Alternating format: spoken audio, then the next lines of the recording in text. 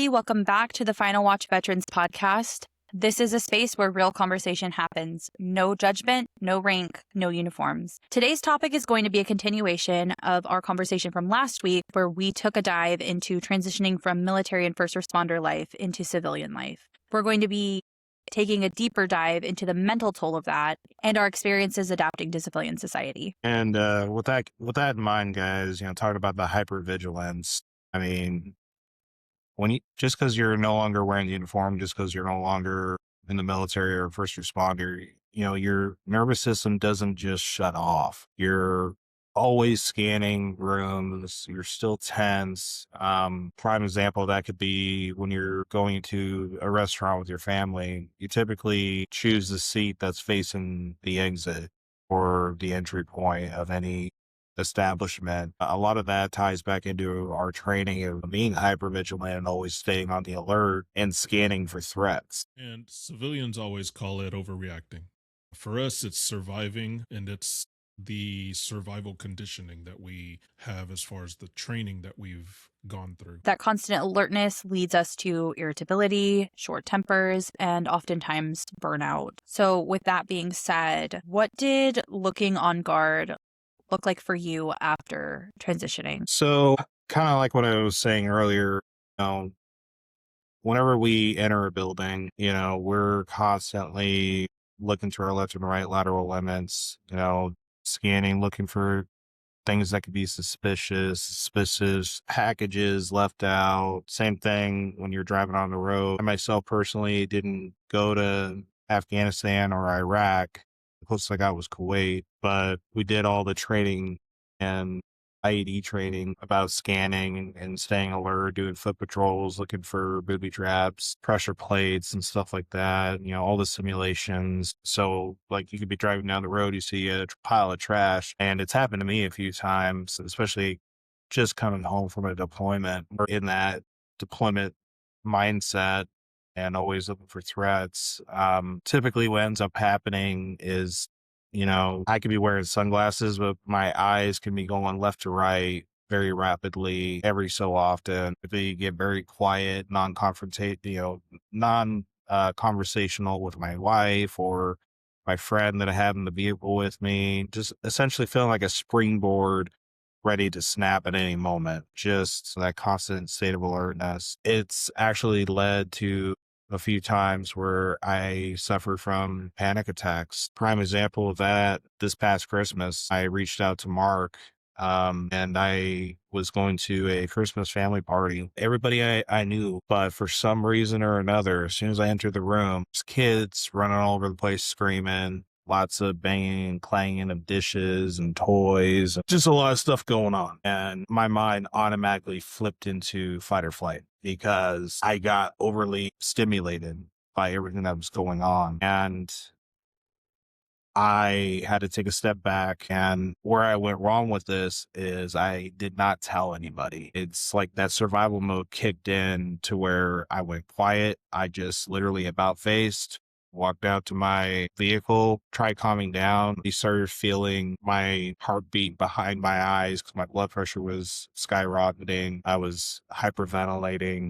I was just all the classic symptoms of a panic attack. And I tried calming down, and unfortunately, we all have a vice. My de-stressor, as I call it, was my vape, my little nicotine vape, and I ended up forgetting that at home. So that only added more to the stress. And I'm like, fuck, I forgot it at home. That's how much I depended on it. And after about 20 minutes, I couldn't calm down. I literally just started my vehicle and drove home without my wife and kids. And then when I got home, honestly, I hit my vape. My wife eventually called me. She didn't notice I left. And the first thing she asked was, "Are you okay?" She wasn't upset. And this is why I think it's important, if you have a military spouse, sometimes we can be in our most vulnerable moments without realizing it, because we've learned to hide those issues from even those that we hold closest. And we learned how to put on this mask of "I'm fine." And it's really hard for them to figure out if there's something really going on. She was able to help calm me down, a little bit and, just reassuring and understanding that, hey, me and the kids are safe. Everybody here understands. They're not mad at you. They don't think less of you. Just reaffirming that they understood. Obviously, I wish that that was enough, but it wasn't. Feeling less of a man, feeling less of a provider, feeling like a coward, just all these negative, intrusive thoughts just started rolling to the front of essentially how much of a failure I felt like I was. And I just want to say a huge shout out to Mark for, willing to listen, messaging.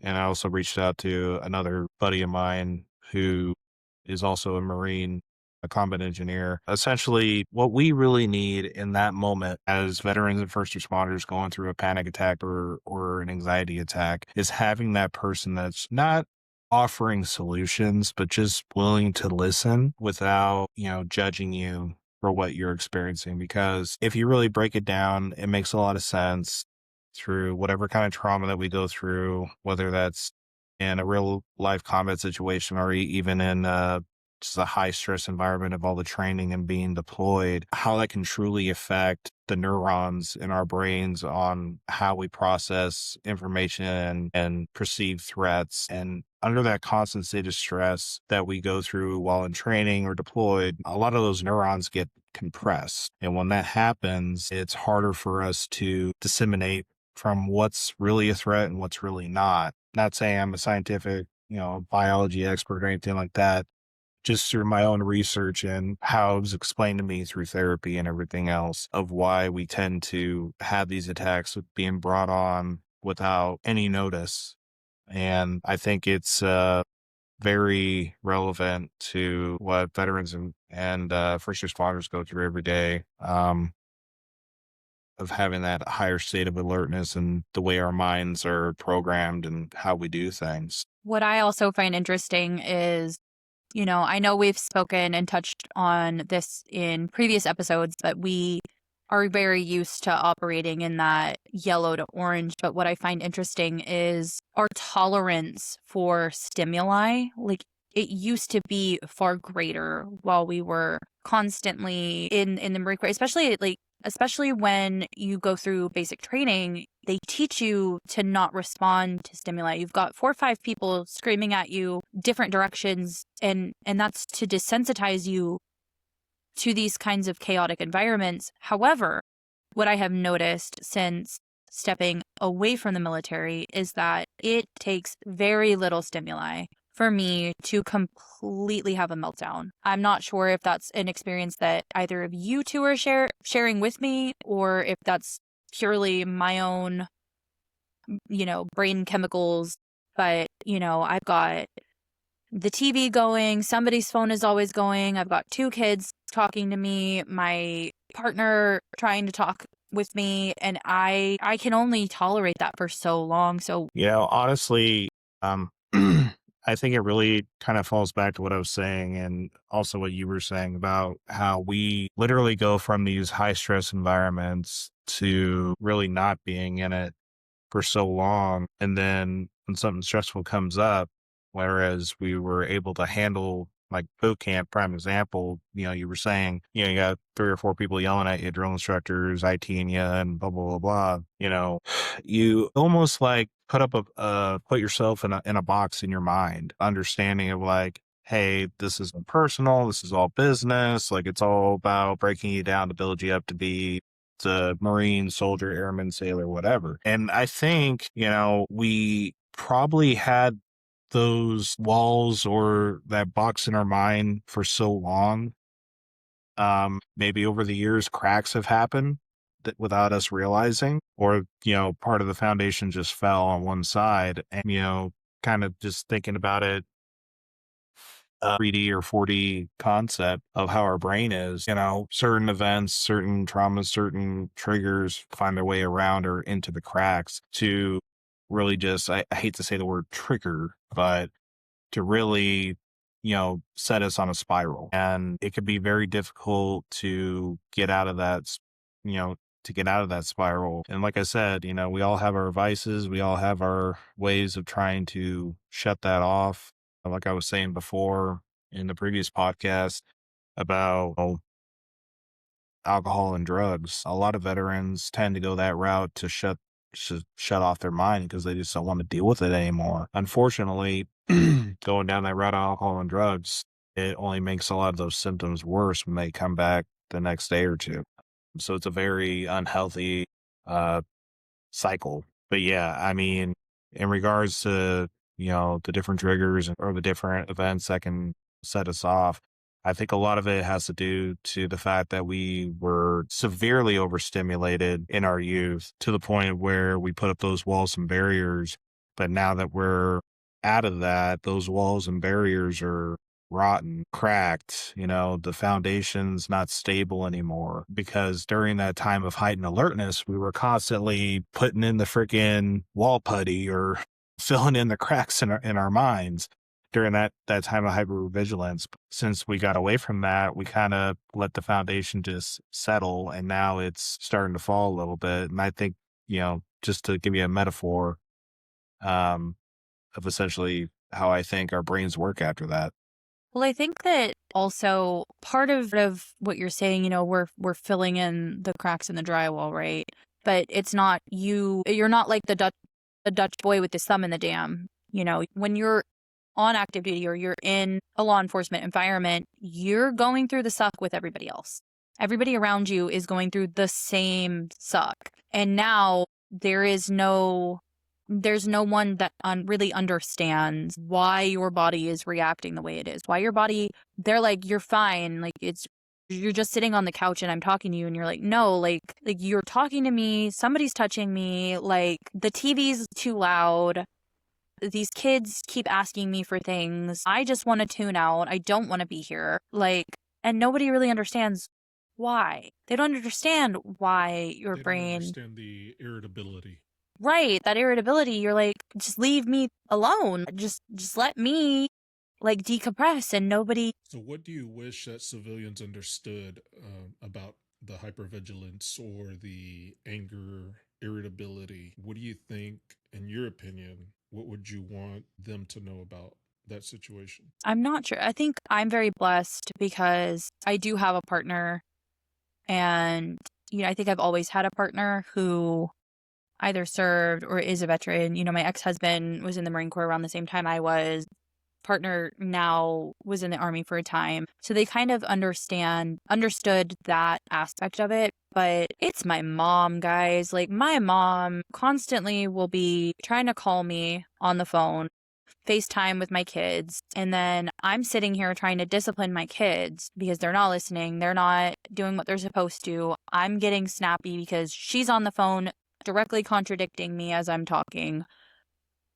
They're being kids. Like they are being kids, but it's overstimulating. The TV's on. There's all this stuff. And then she's like, you need to be nicer. When I tell my children to do something, they need to do it. And when they don't do it, that is frustrating. And I know that we touched on this in our previous episode, but I think it's also kind of that, you need to understand that we were in an environment where what I said went, what I say goes. And I think that's another facet of, kind of that anger that they don't understand. You give me a task, I'm going to do it. I tell you to go pick this up. Why are you giving me reasons you can't? Go do it. So as far as the frustration and the anger, did you recognize that right away, or did someone have to point it out to you? No, I think it, and I'm still working on it. I think my partner, bless his heart, has to constantly take me aside and be like, babe, they're kids. They're not little Marines. Like, you can't just knife hand your kids and expect them to snap too. Like they're not your little Lance Corporals, your little PFCs. Like you can't just why is this room not clean? Like blah, blah, blah, blah, blah. And I constantly need to be reminded of that my kids are 8 and 5. Of course, they're not going to go pick up their room when I ask them to because they've let it get a disgusting, gross mess. They're 8 and 5. But I think that it's hard because I think cognitively, you don't always recognize that. I think it's really hard. And I think it's, Brandon was mentioning this kind of in the work environment, how being a Marine is the kind of that double-edged sword, or being in the military is that double-edged sword, because we are very blunt, we're very direct, and the first thing that we do when we see a situation we don't like is completely take charge. And that, for me as a woman, has made home life very interesting, because, you get with a traditional man, they do not want a woman that is going to act like their sergeant to them. And they they are not going to let you forget it. So I think kind of trying to balance this, I'm used to things being done my way. I'm used to giving an order and it being followed. I'm used to having this sense of like authority in my space and in my environment, because I am a stay-at-home mom. This is my job, essentially.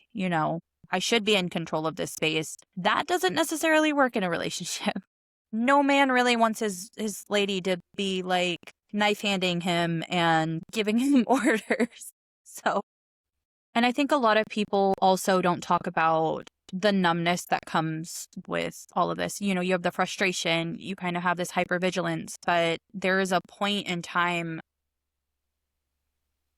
where some people just feel nothing. They don't feel sadness. They don't feel, it's just nothing. And that is something that a lot of people struggle with. Yeah, I mean, you stop connecting with people, you stop complaining and you self-isolate. Yeah, and isolation feels safer until it isn't. Having that isolation is just, you feel you're in your comfort zone. You isolate yourself. You don't want to talk to anybody. You're pretty much stuck in your little corner. I've had a time where I've had to dealt stuff with domestic violence, and I would lock myself up in my room just to de-stress, just be in the quiet. So did y'all have to isolate yourself after transitioning? If so, why do you think that happened? So for me, after I transitioned, I really didn't start self-isolating until COVID happened, where I think a lot of us self-isolated for obvious reasons. But I got out in the summer of 2019.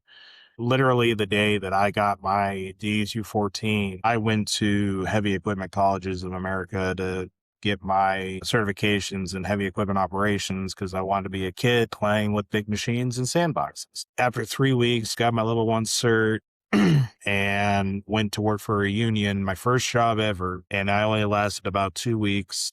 I was fired because I was too much of a greenhorn that didn't have enough experience on running heavy equipment. That was like the first time that I was like, shit, I guess I'm really not all that. To where then I proceeded to be like, okay, I'm going to tap back into another trade, HVAC.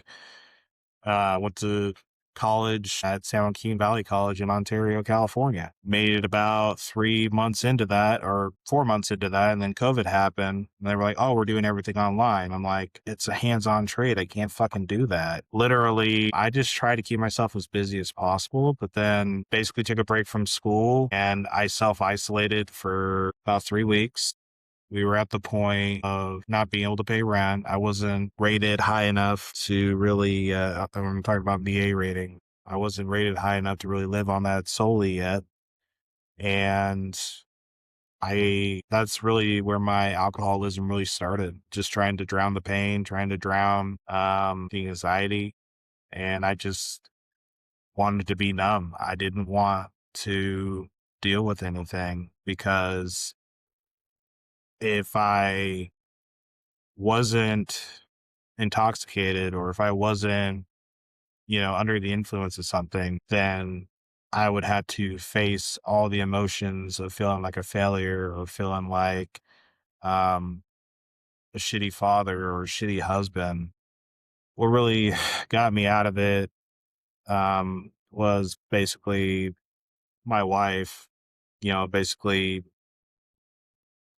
being lovingly, but also a kick in the ass that I needed to be the man I needed to be again. And I got out of that self-isolation.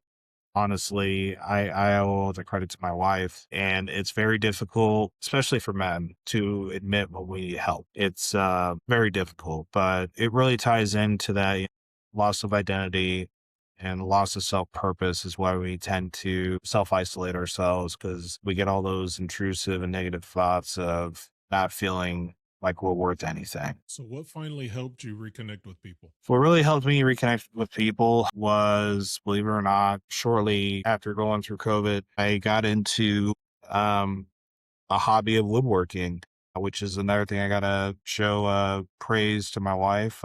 It's kind of corny, but she literally said, "You need a hobby. I'm taking you to Hobby Lobby." And so we go to Hobby Lobby. She was showing me like, portraits and painting and stuff like that. I'm like, well, I'm not too much into painting. And then I went down the woodcrafting aisle, and I saw they had this Dremel kit on sale, and like wood blocks with different designs already etched into them. So it's literally you just trace it out type deal. And I'm like, okay, I'll try this. I didn't realize how good I really was at it until I started doing it more and more. And people were like, dude, you should be like a tattoo artist. I mean, because that's literally all they do is they stay within the lines, and you're Yeah. good with that hand Dremel. And, that's what kind of opened me up a little bit, because, I started getting some recognition, some acceptance, in my personal artistic abilities. And from there, it just kind of grew into making wooden flags and plaques and signs while I was, going to school with HVAC, because I didn't fully quit right away, because during that time I was still, I was going to school, but I was also doing the woodworking stuff. And it was like around Christmas, 2019, when I was still going to school with them, that I had 2 Army vets and 1 sailor in my class. And as like a Merry Christmas to them, I made them personalized plaques with their names on them and with their branch of service, just out of nowhere, like, hey, appreciate your service, brother. Here you go. And 2 of them cried, Nice.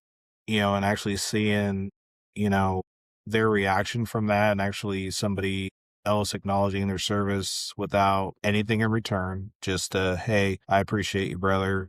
And the biggest realization that I had is a lot of us don't get the proper recognition when we exit our service. A lot of us don't get plaques. A lot of us don't get shadow boxes. A lot of us don't get any kind of going away gifts. So in regards to trying to fill that gap and to also help me reintegrate myself within the veteran and family community, online and in person, I started doing my woodworking. And it's something that I definitely want to get back to. It's just unfortunately, due to health reasons, I can't do that kind of stuff right now. But that's what really helped me to open up, to branch out and make connections with people, and to almost rediscover who I was and how I could still be of service and still have a purpose to people.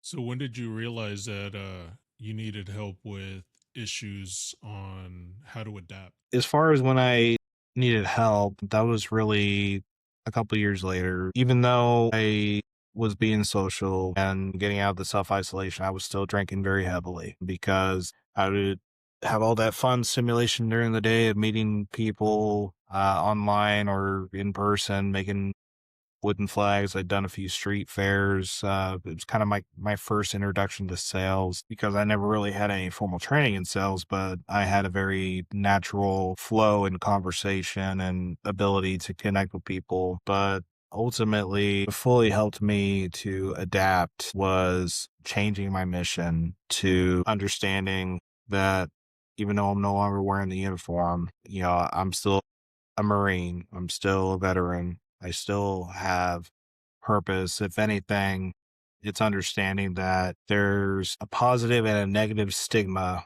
when it comes to being a veteran or a former first responder, is that, and I see it all the time online, is people asking questions about which branch should I serve, or, tell me about your service, or, hey, I'm about to pick up this rank. What can I expect? You begin to realize that you are now a leader in a different capacity. You are now an influencer in a different capacity to the next generation that's going to wear that uniform after you. You still have the opportunity to be that leader, to be that example setter, to actually show them, hey, this is what worked for me. Here's what didn't. here's from my experience from going to this duty station or from working with that unit, etc. We have a lot more value than we truly realize.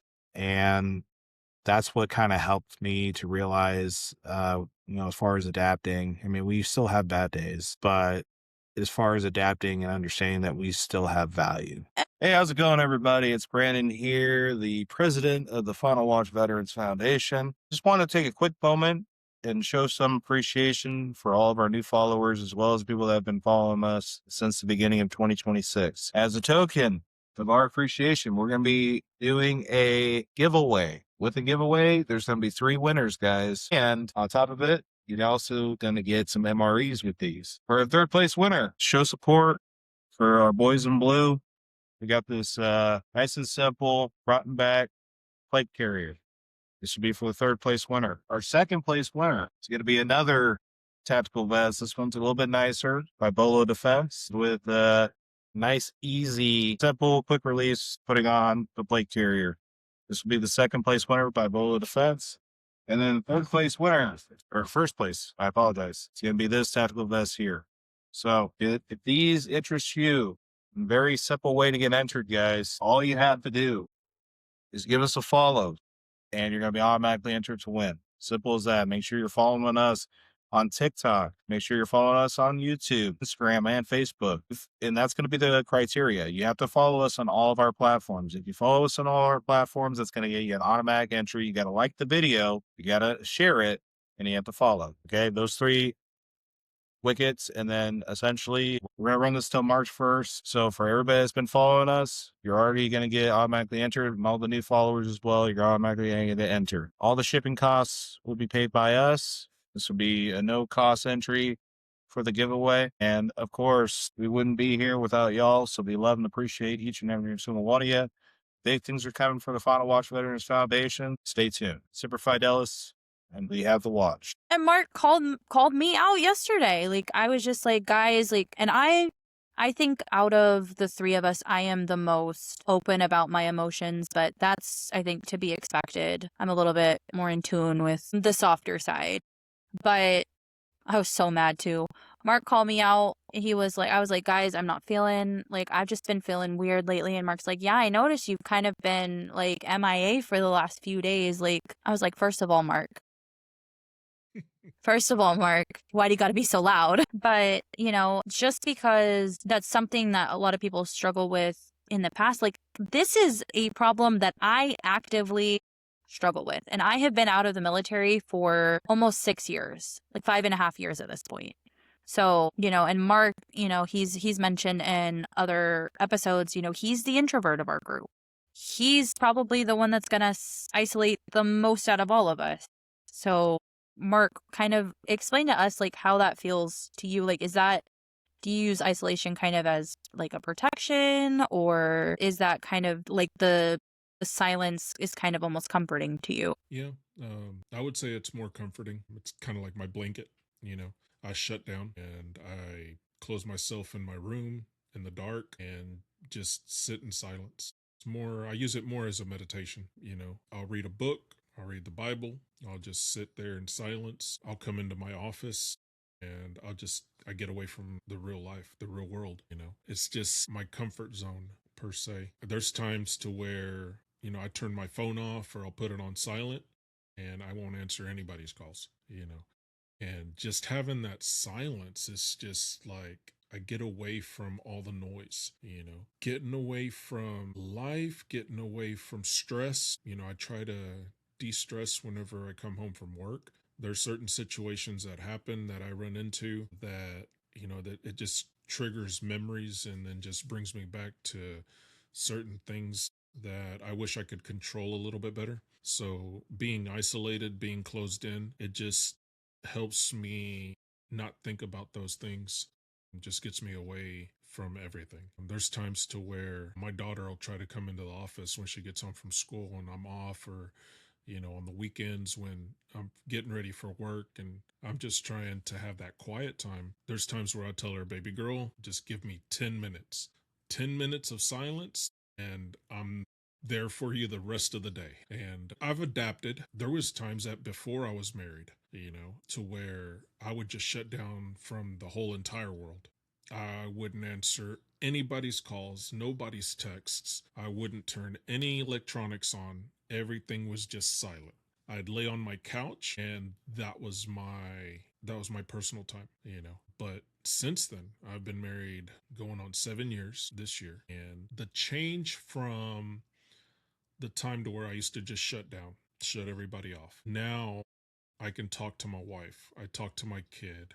Having her around is a blessing because she's daddy's girl, and all my I concentrate on her. She's my 100% concentration. She has my attention all the time.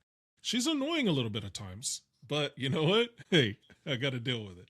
Look, I will be the first one to tell you. Sometimes my kid comes up to me and just starts talking to me about dragons. And I'm like, bro, I do not care about the difference between a thunder dragon and a lightning dragon.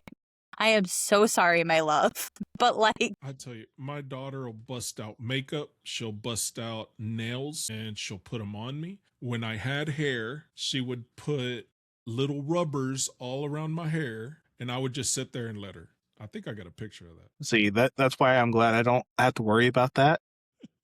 Mark's gonna have to put it up. We'll put up a picture. Yeah, I'm gonna have to find it. So I think that you say that you kind of sit in the silence. I think, other people, I think they, during their self-isolation, it kind of borders into that kind of escapism. There's people that get heavily involved in their video games. They'll just sit, they'll play for hours and hours and hours and hours and hours. Personally, I read a lot of fiction. I love it, Mark. Anyways, back to what I was saying. No, but I think that with the self-isolation, you talk about silence, and you talk about, kind of just in the meditation, there's people that they'll go and they'll play video games for hours and hours and hours on end. I personally read. You can see my books behind me. I like to escape into a world that is completely not the world that I am currently. Not open my notifications, and I will not be social at all whatsoever.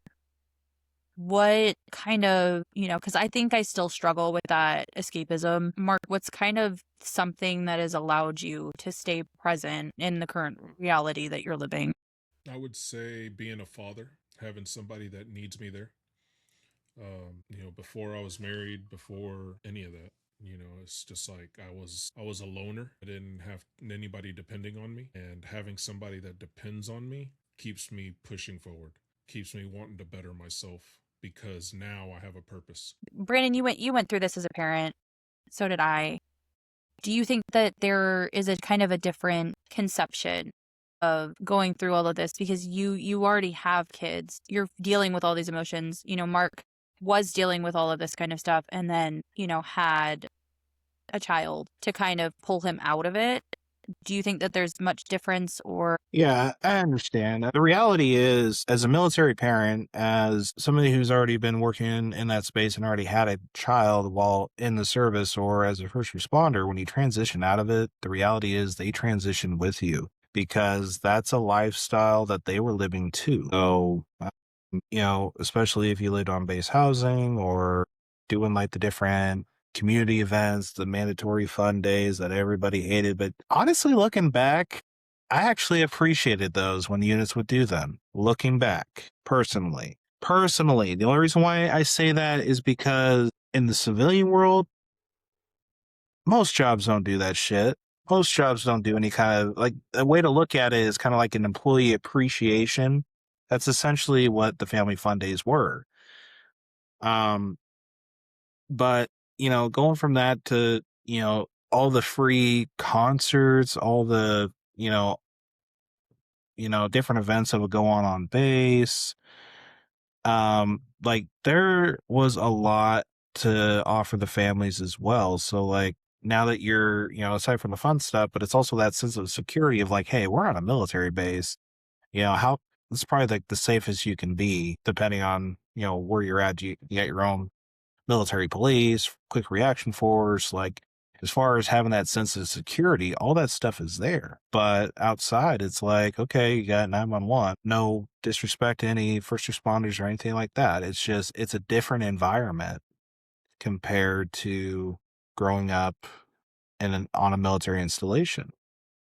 It's the Especially, reality is, well, especially a huh? Marine Corps installation, like your next door neighbor to the left and to the right of you is perfectly capable of defending. You got uncles on the left and right, and like those are more than capable of Protecting, yeah. protecting you. Yeah. I mean, honestly, being outside of the military, I'm glad that I have a Army veteran to the right of me and then a county sheriff to the left of me. So it's like we got, the reality is there are people within your community that you can depend on in case shit goes awry or something crazy happens, but um it's just not as easy to see because we're not wearing the uniform anymore. Um, so, with the transition and with the family members and stuff, they go through it too. Just, it's a different capacity, but they go through a transition as well. Well, especially with what you're saying, Brandon, your family's transitioning, you're transitioning, and healing from that doesn't mean forgetting who you were. I think there are aspects that we all will carry with us for the rest of our lives. Absolutely. I mean, it means learning how to fully live as who you are now. And finding a community, talking it out, don't carry it out alone. You're not alone. You have different communities that you can discuss things with. Find a counselor. Come to us, talk to us. We're here. We're not professionals, but we have a Discord and we have a support channel that you can come in and talk to us whenever you need to. Nobody's alone. You may feel alone, but nobody's alone. You always have somebody that you can reach out to. You always have somebody that you can talk to, even if it's, just hanging out with us in a live chat or just playing a video game, having somebody there, building up a squad and just hanging out together. It doesn't mean that you have to talk to them. You don't have to express your whole life to them, but just having somebody there right beside you and just having somebody there to listen if you need them to, that's what it's all about. That's the most important thing. And I think having somebody there to listen that feels stuck in the hypervigilance, that feels the anger, that knows all the stress that you're going to, that can understand and has been through that. I think that's what's important. Well, and I think that I know I've said this on previous episodes, but my best friend kind of has this mantra that it takes about 8 minutes of sitting with someone and talking with someone to realize that you're not alone. And I think that the community that we're cultivating here is definitely, people come in, they're able to chat with us in the chat. Sometimes they come up in the box with us, when we go live on TikTok. And they see that we're really trying to cultivate a community where we do care who you are as a person. We care about you. We want you to realize that you're not alone, that there are people who care whether or not you were here and that we're glad you're here. We're happy you're still here. And I think that when we kind of get wrapped up in these spirals that we've spoken about and we get wrapped up in our self-isolation, that it's really easy to forget that because you are pushing everybody else out.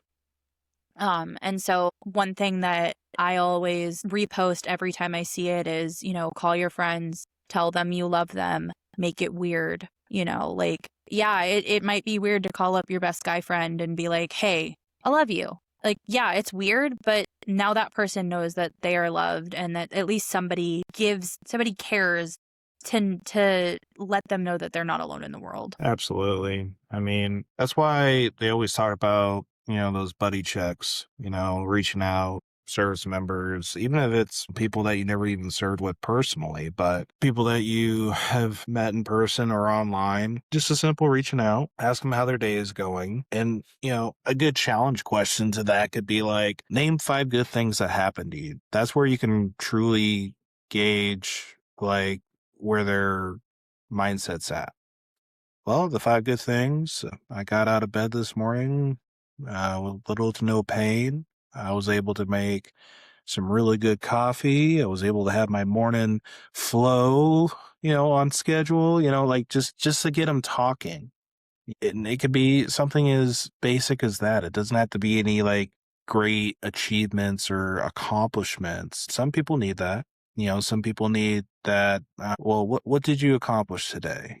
Sometimes it can be hard for them to, think about it as easy as saying, well, I accomplished getting out of bed and getting dressed. That's an accomplishment. Some people, the mindset of shit, I really didn't do much of anything today. I'm like, well, you got out of bed, right? Yeah, well, that's an accomplishment. You got dressed, right? You fed your kids, right? You paid your bills, right? It's like you're learning to understand that accomplishments aren't exactly the same to everybody, but at the same time, they could be as simple for everybody to do them.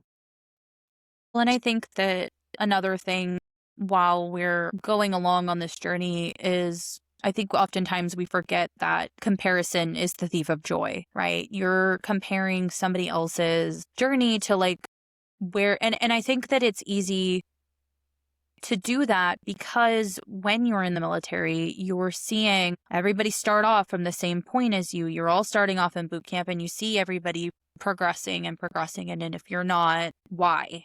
Right. But I think in terms of the real world, the regular world, the civilian world, that's not how life works.